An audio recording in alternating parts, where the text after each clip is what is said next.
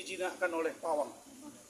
Pak Ketua Umum, Pak Zefrin Boykano, Pak Sekjen, Pak Adi Dermawan, saya dengan Pak Lecu nih kan, siap. Kami diminta untuk mengontrol dan bicara.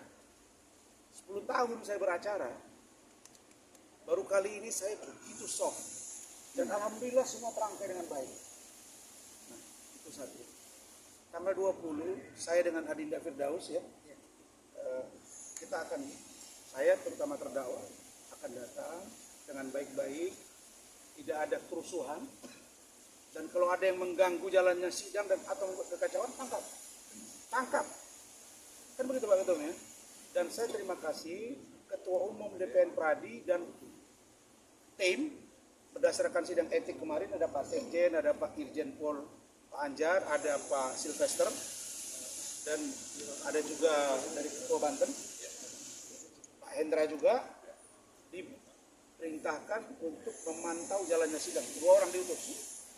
Dari MK juga saya dengar, dari KY juga saya dengar, turun beberapa media lain, dan kami insya Allah akan mengungkap apa yang kami punya.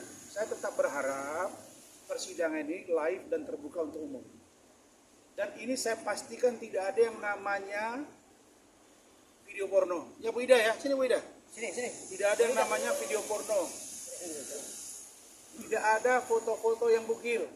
Kita hanya akan membuktikan bahwa satu, saya tidak melakukan yang namanya pencemaran.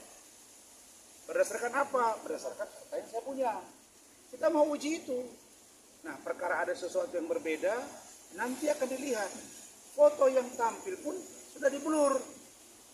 Itu sudah diposisikan dengan baik oleh Ketua Tim, Bung Lecu, kemudian Sekretaris Tim, Saudara Rahmat.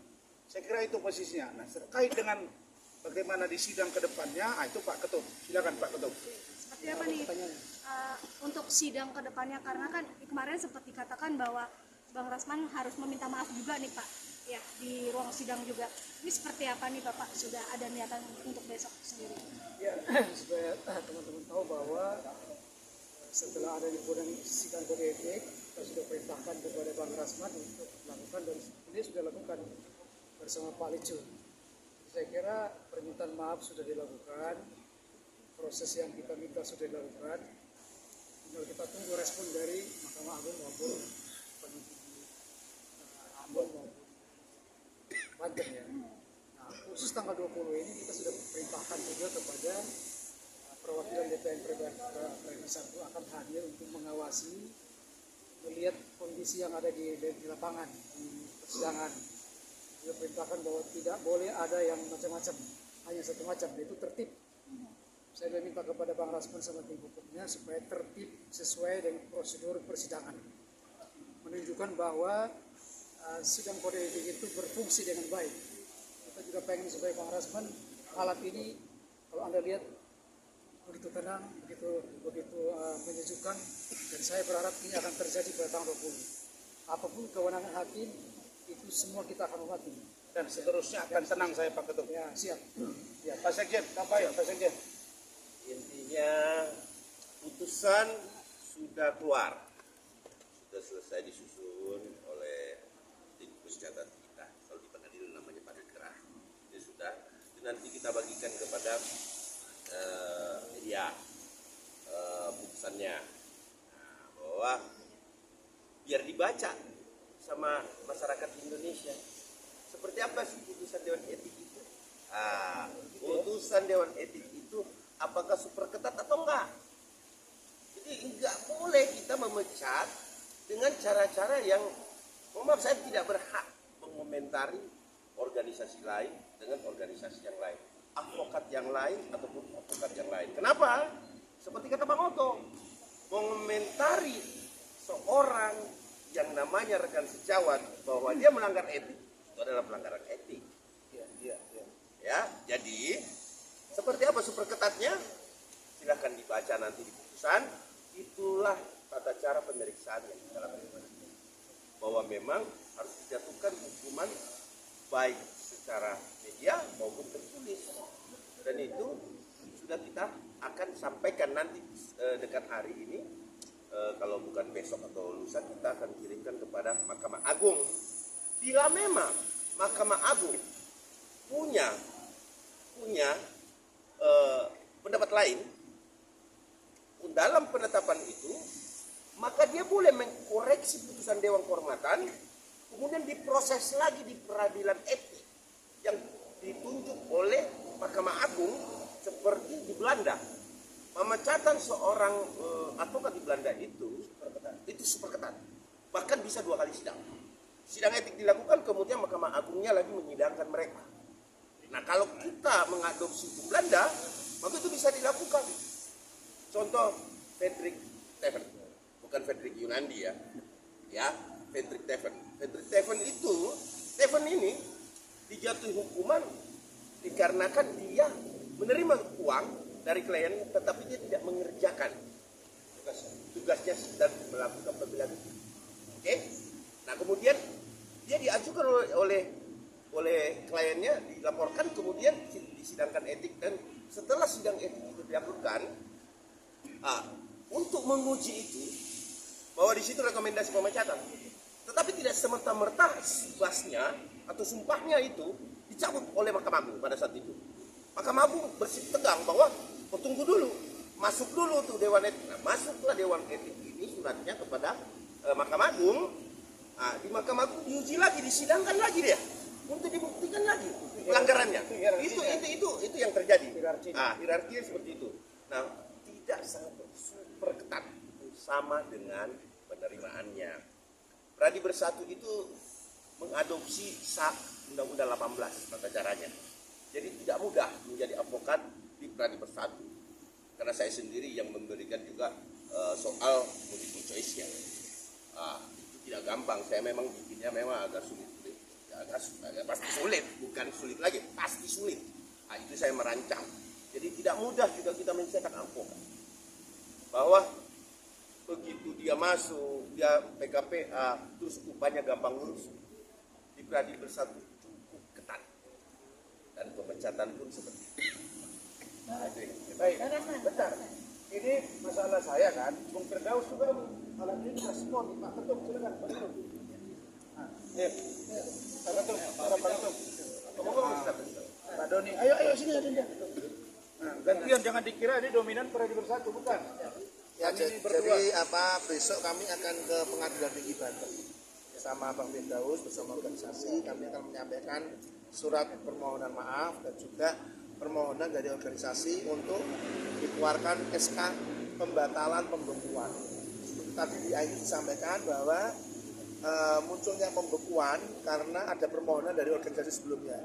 Maka organisasi yang sekarang memohon untuk dibatalkan atau dicabut pembekuannya. Ya. Ya, jadi untuk Fadi BPI sendiri sudah terdaftar di Kemenkumham April 2024 dan pendirinya adalah lawyer semua, KSP-nya lawyer semua, merupakan organisasi advokat, di dalamnya juga mewadai secara legal. Jadi tidak ada masalah. Jadi tidak ada masalah dengan legalitas ya. Jangan besok berkembang isu di luar. Kami sudah digunakan sedang di mana-mana. Dan ahunya ada ya? Ada ahunya, SK Kemenkumhamnya ada. Yang bertanya, jadi gini, kalau mau buka-bukaan SK Kemenkumham, ayo, mana yang belum punya SK Kemenkumham? Kita punya SK Kemenkumham resmi terdaftar, ya. Jadi jangan malah menyimpang lagi topiknya. Jadi ini kita mengawal kejadian yang extraordinary. Pertama kali di Indonesia terjadi pembekuan belas. Dan menurut kami ini merupakan pelemahan terhadap profesi kami advokat, terhadap official nobile sebagai penegak hukum. Menurut kami tindakan ini melemahkan profesi kami. Makanya kami organisasi pertama yang menentang pembekuan bersifat. Satu lagi yang ingin kami sampaikan adalah mekanisme munculnya hukuman pembekuan ini tidak terbuka menurut kami, tidak transparan. Maaf, dalam persidangan ada 3 hakim biasanya, bisa dissenting opinion. Nah ini berapa hakim yang menentukan munculnya keputusan pembekuan? Kami nggak tahu sepihak aja keluar pembekuan. Bagaimana mekanismenya? Ada berapa yang menyidangkan sampai mengambil keputusan pembekuan ini? Itu yang kami pertanyakan sebagai organisasi sebenarnya. Pak Doni, atas dasar apa ketika akhirnya Pak Doni ingin tetap menetapkan seseorang Bapak Firdaus tetap di... Ya, sesuai undang-undang advokat, bahwa yang mengangkat adalah organisasi, yang berhak memberhentikan adalah Dewan Kehormatan sesuai undang-undang. Setelah dia dipanggil dan berhak membela diri dulu. Nah, makanya nanti kami sudah membuat surat resmi dari DPP, suratnya sudah kami jatuhkan ke kantor beliau. Kalau nggak ada perubahan, Rabu malam kami ada sidang etik. Bang Rasman, kembali lagi ke Bang Rasman. Ketika akhirnya, apa yang akhirnya Bang Rasman bisa nanti membuktikan ketika tanggal 20 sidang nanti, Bang Rasman tidak berulang, maaf ya Bang, tidak berulang lagi yang tadi dibilang sama dengan Pak, tidak berulang lagi, terus tidak akan, kalau misalkan sidang itu masih kekeh dari pengadilan tertutup, seperti apa? Itu sangat tergantung dengan situasi di lapangan. Tapi yang pasti saya sudah diberi gambaran singkat oleh Ketua Umum Pradi Bersatu bahwa diperintahkan untuk taat azas, taat aturannya. Adinda ya, Firdaus kan kita akan begitu. Jadi perintah Ketua Umum Pradi Bersatu dan Sekjen dan Dewan Etik begitu juga dengan perintah dari Feradi ya BPI. Jadi gini, kita nggak boleh mengomentari organisasi orang. Itu tadi keliru adik saya itu, Fitra, nggak boleh. Kalau dia tidak legal, dia nggak mungkin menerima itu. Dan kalau ada yang tidak legal, kemudian dia melakukan sesuatu yang ilegal, artinya ada pelanggaran hukum. Dia juga tahu konsekuensinya gitu. Jadi saya kira ini tidak usah diperpanjang. Nah kemudian tentang tanggal 20, ya kita pertama berharap terbuka, kemudian lain. Nah kalau tidak, ya terserah majelis. Terserah majelis. Saya kan sudah menyuarakan. Dan malam ini saya berbicara smooth sekali, membuktikan bahwa Rasman itu bisa semua ya, bisa soft, ibaratnya soft landing kalau pesawat. Dan kalau bisa nggak ada apa-apa. Jadi Adinda Firdaus juga agak sedikit emosi, setelah itu salaman kok nggak ada apa-apa. Dan Adinda Firdaus sudah pasti tahu lah ya. Tapi yang saya mau katakan, dikawal kasus ini. Jangan sampai nanti, ini kan ada laporan di Barreskrim, jangan tiba-tiba lagi itu muncul masalah. Ini kan akibat ketidaknyamanan, ketidakpuasan akumulasi yang dari awal sampai akhir. Bayangkan, kita berharap di Barreskrim waktu itu kita duga itu juga dengan mau tahu 34 bulan pengadilan baru masuk 34 bulan, hampir 3 tahun.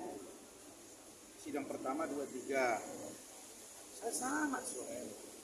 Sidang 4 juga 5. Jadi saya harap seperti yang disampaikan Prof. Marwarar tadi bahwa hakim harus bisa betul-betul menjaga sidang.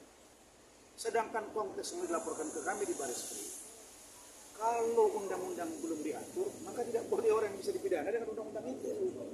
Kalau itu adalah pelanggaran umum, ya kan pidana umum, pidana biasa, maka yang melaporkan itu adalah ketua majelis, bukan lembaga. Kalau udah bawa lembaga, namanya contempt of court.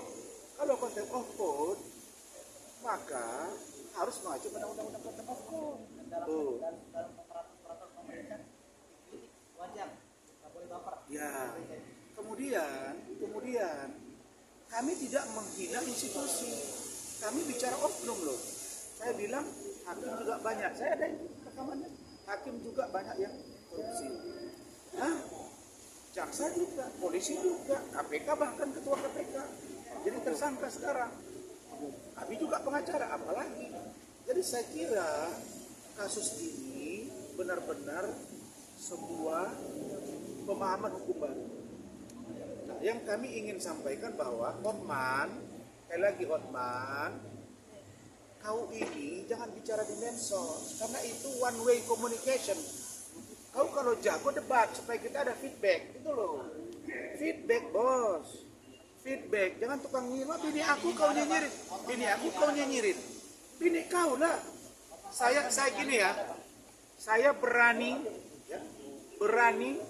dandani istrimu dengan istri-istri saya di juri, dikasih nilai, kasih juri yang independen. Ya, dari sisi mana?